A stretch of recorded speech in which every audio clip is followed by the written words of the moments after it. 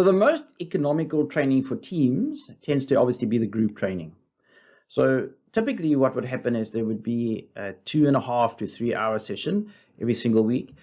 There would also be a question and answer session every week. So that means 2 training sessions every single week.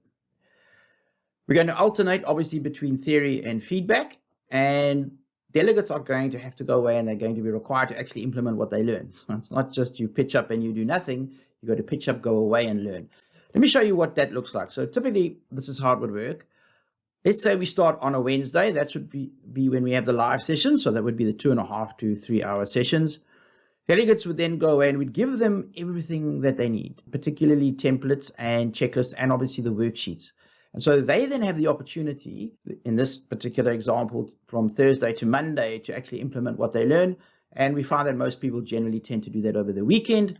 And then the following Tuesday, in other words, the day before the next teaching session, we have the question and answer and the feedback session. So obviously the question and answer session is to get people unstuck, but the feedback is actually the better part of the session, because the deeper we get into it, the more people learn, the better the questions get. And it's not just a case of getting people unstuck, but it's also a case of actually sharing the wins so that people actually learn from one another. And then typically what's going to happen is, depending on which option we choose, which we'll look at in just a minute, everything just continues to go on every single week. It's exactly the same process. So we have got everything that you need, all the collateral that moves. So we'll give this to everybody. So that's worksheets, templates, checklists, standard operating procedures, control sheets, blueprints, everything that people need. The other thing is that sometimes some people require a little bit of one-on-one time. So this can be baked into the process depending on what your needs are. And the one-on-one time tends to come either at the beginning or at the end.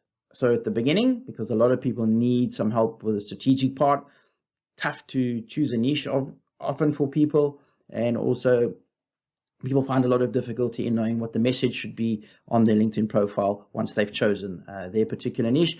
And then at the end, there's a little bit of follow-up, particularly if we get into the automation side of things.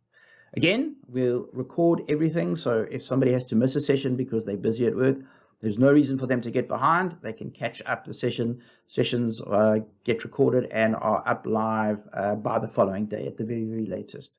And of course, I'm always available should people need any help throughout the process.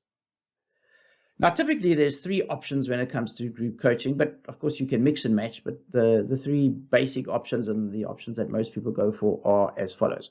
So the first one, as you can imagine, is for the profile. So again, the toughest part for people is choosing the right niche and then being able to create the right message. And of course, the positioning to come up with a profile. Now, this particular option tends to be really, really good for new advisors who really have a lot of inexperience and actually have no idea where to start. This is better than just throwing them to the wolves, because once people have burned through their existing network, then the question is, well, what now? And this is something for people to hold on to. And there's actually something tangible for the what now, and they realistically can actually continue to book meetings. The second option is the first 5 pieces, right? The first 5 sections. And actually, if you think about it, this actually gives you a complete system, because once people have got through the strategic part and they know who they're dealing with and they've got a great profile, the next thing that's actually important is actually being able to find the right people.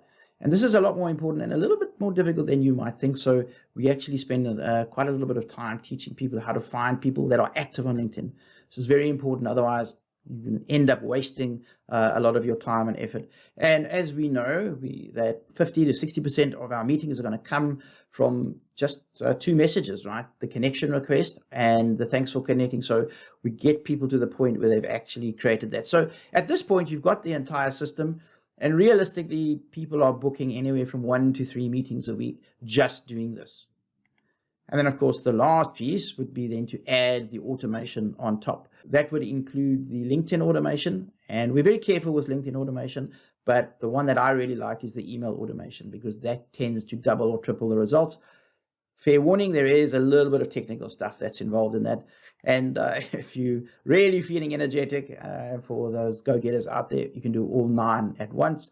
But it does make sense to break it up. Oftentimes, it's the first 5 and then the last 4 to complete the system. So those are the permutations, but we can literally do anything that you need. That would involve the time that you want to spend, the money that you want to spend, and what you want to achieve. So feel free, reach out, and we can tailor make a package that works specifically for your group or your team.